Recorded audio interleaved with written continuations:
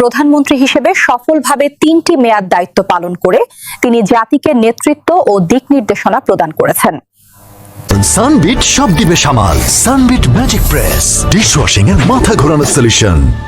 সীতাকুণ্ড প্রতিনিধি রমিজ আলীর ভিডিও ফুটেজে পুরো বিস্তারিত।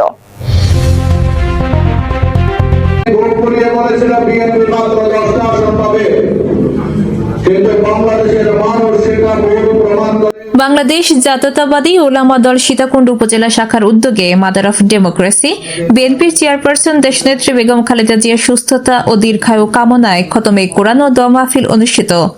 আজ ২ ডিসেম্বর বিকাল ৩টায় সীতাকুণ্ড বড় দারোগার হাট বৈশাখী কমিউনিটি সেন্টারে অনুষ্ঠিত হয়।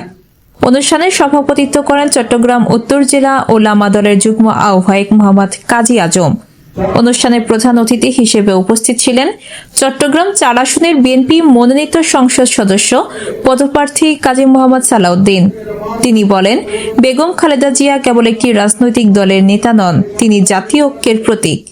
তিনি আরো বলেন, বাংলাদেশের গণতন্ত্র যখন বারবার সংকটে পড়েছে তখন তিনি সামনে দাঁড়িয়ে গণতন্ত্র পুনরুদ্ধারের নেতৃত্ব দিয়েছেন। তিনি যেন দ্রুত সুস্থ হয়ে আবারও দেশের হাল ধরতে পারেন, এই প্রত্যাশাই জাতির। অনুষ্ঠানে সীতাকুণ্ড উপজেলা ও পৌর বিএনপি, যুবদল, স্বেচ্ছাসেবক দল, ছাত্রদল সহ অঙ্গ সহযোগী সংগঠনের বহু নেতাকর্মী উপস্থিত ছিলেন। ASP news desk. এএসপি নিউজের সাথে থাকার জন্য ধন্যবাদ। সাবস্ক্রাইব করে সাথে থাকুন।